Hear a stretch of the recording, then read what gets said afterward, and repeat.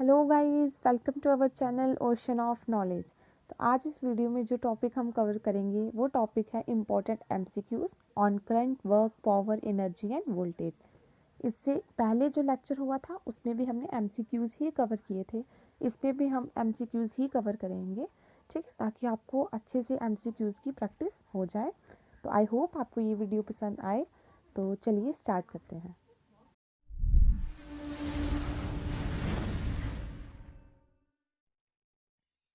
तो हमारा first question है, out of the following which is an insulating material.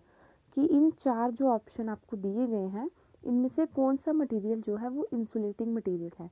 Insulating material क्या हो गया, जिसमें से करंट जो है वो पास नहीं करेगा, ठीक है ना।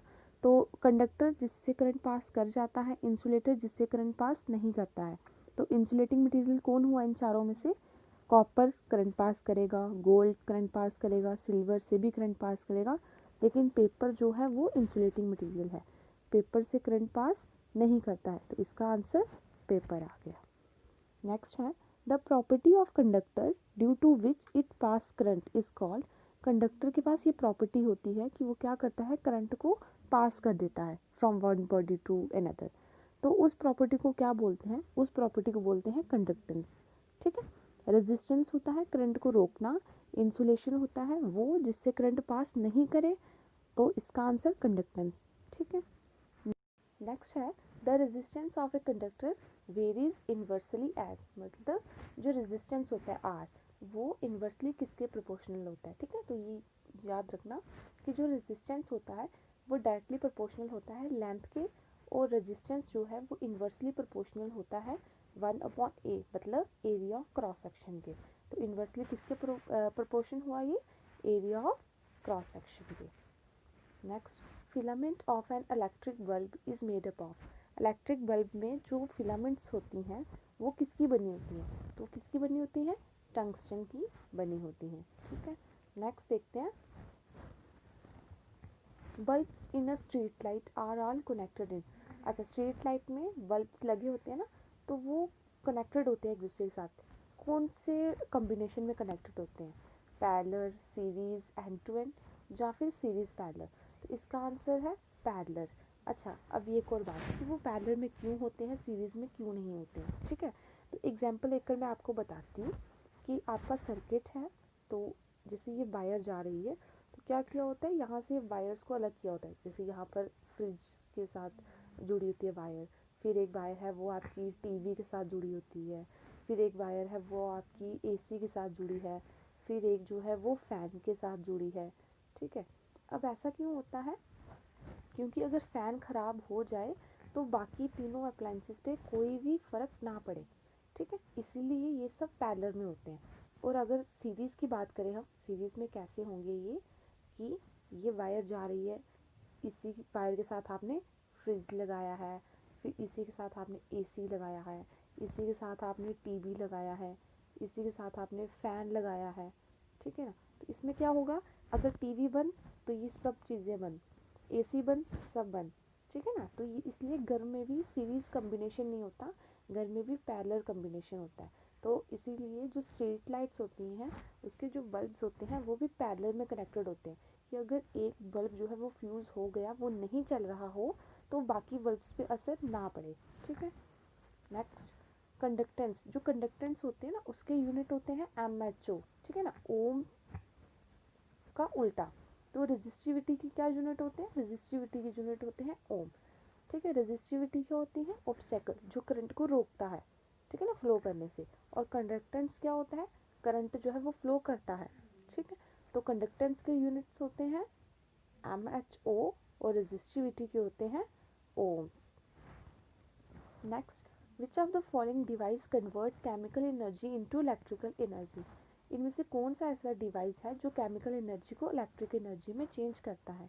ऑप्शन है battery, loud speaker, solar cell, या फिर इलेक्ट्रिक मोटर। तो इसका राइट आंसर है बैटरी।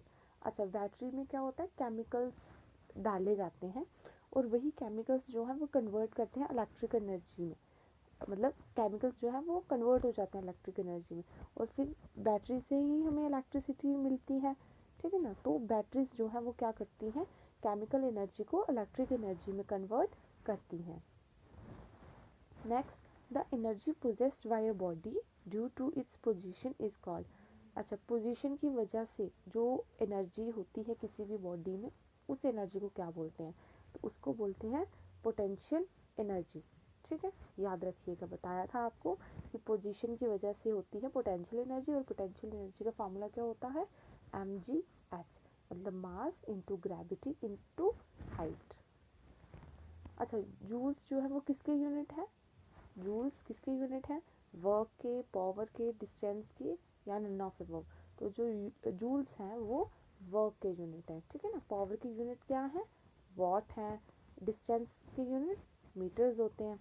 और ठीक है, तो जूल्स जो है वो वर्क के यूनिट है। नेक्स्ट क्या है? The unit of work is joule. Joule जो है वो वर्क की यूनिट है। ठीक है। The other physical quantity that has same unit. और इन चारों में से ऐसी कौन सी क्वांटिटी है, फिजिकल क्वांटिटी है, जिसके यूनिट जूल्स होते हैं? ठीक है, तो कौन सी है वो? एनर्जी। ठीक है ना। क्यों? पावर के क्या होते हैं? वॉट होते हैं। पावर के यूनिट वॉट होते हैं। वेलोसिटी के मीटर पर सेकेंड होते हैं। ठीक है ना। और फोर्स के क्या होते हैं? न्यूटन होते हैं। ठीक है, तो किसके यूनिट होते हैं? जूल्स। वर्क के भी यूनिट जूल्स होते हैं, और एनर्जी के भी यूनिट जूल्स ही होते हैं। ठीक है, एनर्जी के यूनिट्स भी जूल होते हैं। है कि a voltmeter is connected across the current path. कि सर्किट में जो वोल्ट मीटर है वो हमेशा सीरीज में ही कनेक्ट किया जाता है। ठीक है ना। करंट के पाथ में बोला उन्होंने, क्योंकि करंट मानो इस तरह से फ्लो कर रहा है यहाँ से, तो वोल्ट मीटर को हम यहीं पे लगा देंगे, उन्होंने ऐसे बोला। पर ये रॉन्ग है। ठीक है ना। तो इसका आंसर है फॉल्स। क्यों?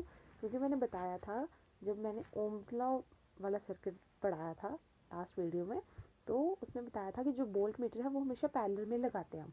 वोल्ट मीटर किसी भी सर्किट में हम हमेशा पैरेलल में लगाते हैं, और यहाँ उन्होंने बोला है कि वो हमेशा करंट के पास में लगता है वोल्ट मीटर। तो इसका आंसर फॉल्स।